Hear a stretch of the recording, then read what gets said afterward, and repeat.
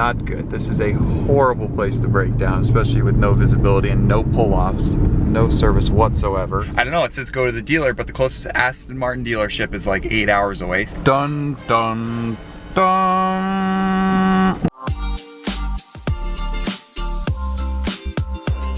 What's up, JR Garage? Welcome back to the channel. We're not in Arizona today. We are in good old, cold, overcast Billings, Montana. And that is because, if you guys remember, when we picked up our Aston Martin, we bought it from Seattle, Washington, and then we drove it over to all throughout Montana to visit our family, whole family reunion during the summer. And we left it in Billings because we didn't have enough time to drive it home to Arizona that trip. We said we'd come get it later. Well, that later is now. Christian actually flew in 3 days ago. He's been hanging out with some friends up here, and he's been driving the car around, but I'm just flying in now. He's gonna pick me up in just a moment. The cheapest Aston Martin Vantage in the world, I think, when we bought it. $24,000 for this car. It's been holding up great so far, so hopefully our luck continues, but the real test is gonna be on this 1,200 mile drive home, 18-hour road trip home to Arizona, which is going to be in this video. Let's get to it. And just like that, all right, that's what I'm talking about. That's one way to get picked up from the airport, top down and all. On in their backpack, look at that trunk space. That's what I'm talking about. It's about to be road trip car. That interior color still has got to be one of the coolest things about this car. Bison orange, whatever they call it. You actually saw bison? Yeah, no, they basically came right up to the window. I could have fed them. You're kidding. No, they knew their friends are now in our seats. 2,000 miles since we bought the car. Probably. And now we have another over 1,000 to go. Yeah, we've been good though. No lights on the dash. Everything's been driving smoothly. So. Sweet. All right, well, let's go ahead that way. I'll show you guys a little bit of Billings, and then we'll see what we do. Maybe we catch up with the vlog tomorrow when we actually hit the road. The next day. What's up, guys? Good morning. Day 2. We're about to hop in the Aston Martin, which is parked right outside, but real quick, I want to give a huge shout out and thanks to the sponsor of today's video, Coinmaster. I recently came across this game, so I am so happy to announce that they are today's video sponsor. Coinmaster is a free to download game in the App Store, which has been blowing up lately. As you guys know, this road trip has been a big one, so I oftentimes pop on my phone, play some games, so I found myself pretty hooked and addicted to this game the past couple days. Now, I'm not quite sure if the game makes the time pass any quicker, but it definitely makes it a little bit more fun. So be sure to comment down below where you play your mobile games. Coinmaster is a social game that allows you to play with your friends, build your own village or attack theirs and raid their coin supply, which is honestly my favorite thing to do. Coinmaster is getting really big really fast, so make sure to join today and get a head start. It's already the most downloaded game in the UK in 2019, and tournaments are happening right now, so don't wait. Download Coinmaster now with my special link in the description below to get 300,000 coins and 50 spins free to get your first village started. So, do you have what it takes to be the next Coinmaster? My username is Jeff. I'll see you guys in there. I appreciate you guys supporting those who support us. Now, let's get to that Aston Martin and hit the road. Here we go.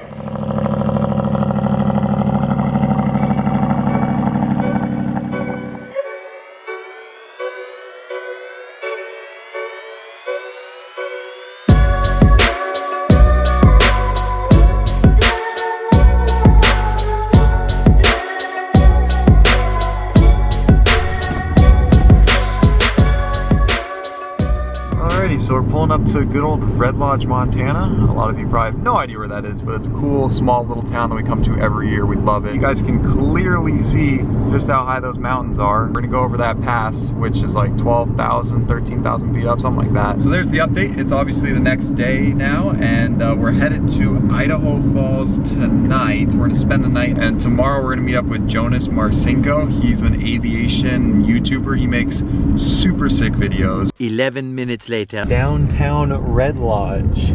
Fun fact for you guys, if you ever come to Red Lodge, you definitely have to if you're ever close to Yellowstone National Park, but this little candy store right here, Montana Candy Emporium, we've been there so many times growing up, and what we would do, they sell really exotic candies, like really weird stuff. So we would buy them up here when we were really little, like in elementary school. We would take them back to our friends and then we'd flip them for like double, triple our money. Come here to Red Lodge, you'll enjoy it. And just like that, 20 seconds later, we're through the whole city. We're through downtown, and now we are onto the Beartooth Pass, which will take us over the mountains, and hopefully it's not snowing, and then we'll be on to Wyoming.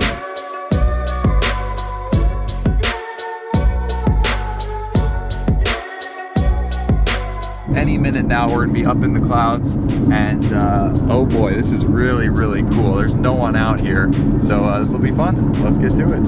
Okay, the gates are open. Gates are open, so that means the pass is open.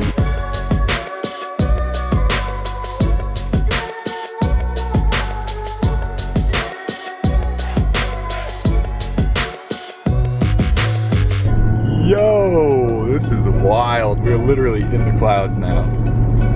Holy cow. Okay, you can't see the sign until now. 20-foot visibility. And great, it's a rock fall area. Switchbacks in the clouds with a drop off of 1,000 feet.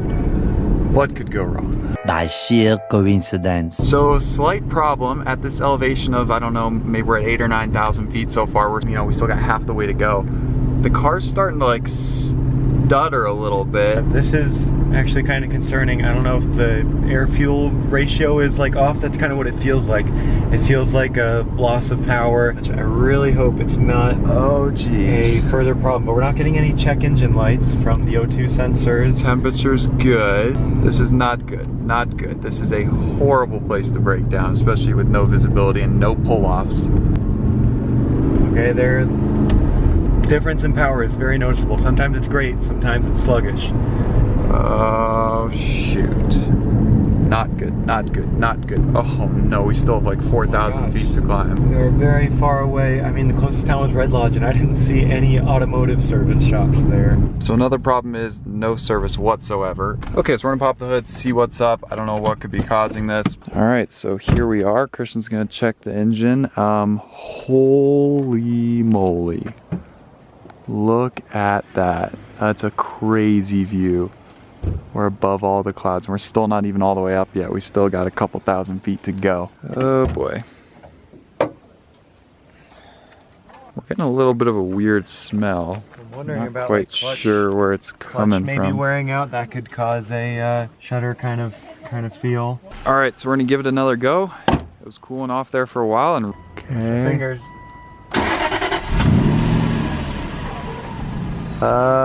Still sounding a little off.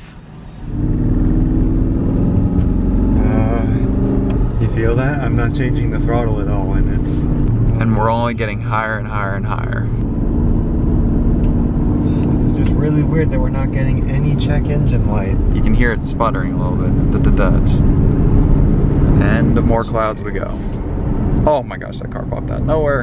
All right, we're almost to the top, 10 minutes later now. One theory we had is what if like the air filters are so clogged up from all the like off-road dirt driving we've been doing that it's not allowing all the air to be sucked in that this thirsty V8 needs. So that's a hypothesis. We're gonna try to check the air filter in just a second. It just got really, really cold. It's like 33 degrees up here right now. Check out this view. Look at that lake down there. That's so cool. All right, Christian, moment of truth. Are they a little, oh crap. It's in, yeah, I guess they're behind that panel. Shoot. Okay, so unlucky for us, the air filters are nowhere easily accessible. Yeah, they're like down behind the headlights in the fender liner's bumper cover, basically, so... Oh, jeez. No shot at getting to those. We are going to have to press on.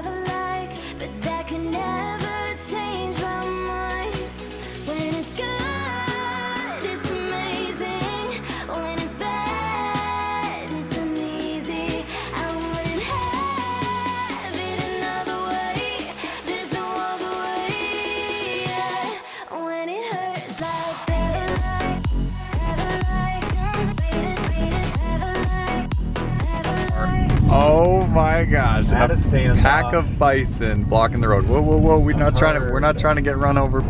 Hey, what's up, guys? How you doing? Hey, have a nice day. Yo, there's so many of them. There's so many of them. All right, guys, there must be something out there. Look at all the people and cameras and cars. There must be like a bear, but they all look like bison, so I'm not sure what they're looking at. Excuse me, so what's everyone looking at? I'm sure there's... It's four bears. Oh, what? Wait, where? That's awesome. There's a mum, dad, 2 cubs. Oh, are they coming any closer or going further away? Nah, they've always just been there. Whoa. Just then. What the heck? Look at that guy. What is it?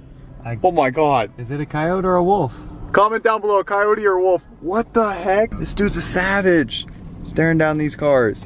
Dun, dun, dun. Well, guys, we just got out of the park, just finished up some dinner. It's my turn to drive. Christian's sitting shotgun. And look what you done, Jeffrey. Yeah, literally probably 4 minutes into me driving, I already throw up check light. So this was obviously very delayed. I would assume this is the same problem we were experiencing earlier, and it says emission system service required. So, is it an O2 sensor? Is it a MAP sensor? Is it a clogged cat? I don't know. We'll find out tomorrow, maybe. The next morning. So we just pulled up to this place called Oswald Service and Repair, and they're nice enough to scan the codes for us. So stupid us didn't bring a code reader, so we can't even scan this check engine light to know what it is. I don't know, it says go to the dealer, but the closest Aston Martin dealership is like 8 hours away, 6 hours away. I don't know. I really hope it's something like those air filters, or maybe like an O2 sensor. It could be an O2 sensor. Those always make your cars run a little weird, so.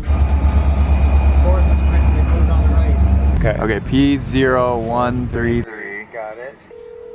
Alrighty guys, editing Jeffrey here. So P0133 is the code for O2 sensor, bank 1, sensor 1, running too rich. So stay tuned to the end of the video to see what we end up doing. But for now, we're gonna head over to my buddy Jonas's place in Idaho. Let's get into that. Back to the video. Yeah, man, what's up? Hey, hey, all right, so we just pulled up to the airport, but which way are you on the airport? I'm just gonna, should be able to open the gate here in 1 second. All right, I'll pull up over there. Look at him go. So this is Jonas for you guys. He's got a YouTube channel as well. Christian actually found his YouTube channel, and we just love his content so much, so we said we gotta meet this guy one day. Check that out, guys. Jonas actually built this hangar. There he is, the man himself. What's up? Nice to meet you. Finally, after all these months. You guys haven't seen his channel yet. It'll be linked down below. He films with all sorts of cool planes. How long have you been flying for?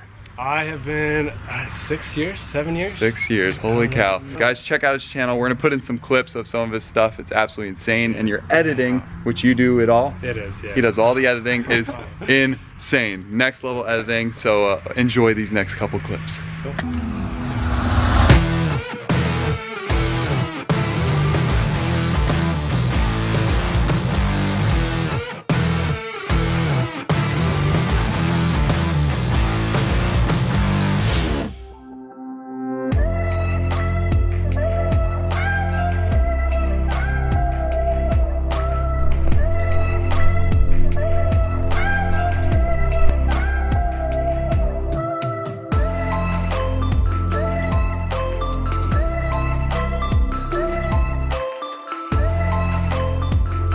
We're heading to Chalice. Chalice is actually one valley over from us.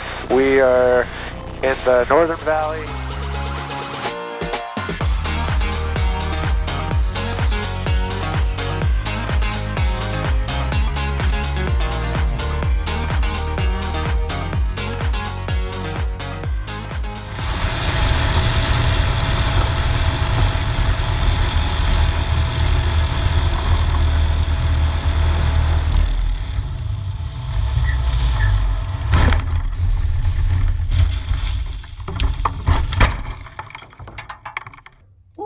That sucked. Was not expecting my engine to die on takeoff. It's the worst time for an engine out, by the way. And luckily, I was able to make it back on the gravel bars. So that's a plus. So what do we got in here? All right, so most of these airplanes aren't mine. This would be fun to race against you guys. Look at that. This will cruise, well, it cruises 180, but I can get it up to over 200. Oh, this would smoke the Aston Martin, but we have a car that would keep up, if not beat it, and that's our twin turbo Lamborghini, which will do 250 on the top end. How cool would that be? Get a shot of us just both like me low. Oh, that would be so sick.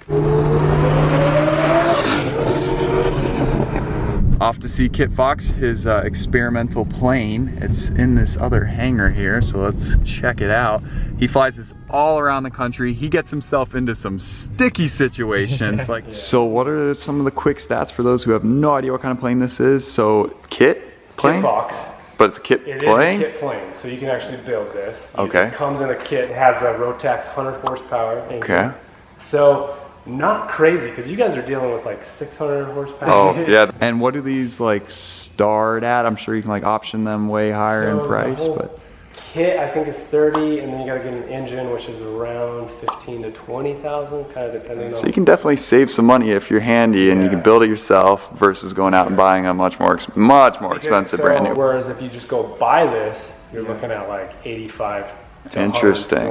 Christian, do we need to build a plane next? Comment down below, guys. Building a plane, we can build cars, we can build a plane maybe. I don't know. Something you gotta take super seriously though. You gotta be gotta know what you're good doing. at. You gotta have, I think, probably friends to help. 1 hour later. All right, thanks so much once again. Bye Sylvia, bye Jonas. See ya. Man, they are so fun. Just like in their videos, we knew meeting them in person would be awesome. And exactly. Sylvia, she's from Lithuania, and she's always Jonas's co-pilot there, or sitting shotgun and making sure he doesn't go too crazy. Yeah, that was really cool seeing all their planes, all those planes that are famous on YouTube, but then also getting to talk with them. Really enjoyed talking to them about plane advice, pilot advice. Wish it was a little bit nicer outside. He would have taken us up flying, but it's really cold today. So that'll be a future video on JR Aviation. So now we're just headed down, I guess, to Salt Lake City.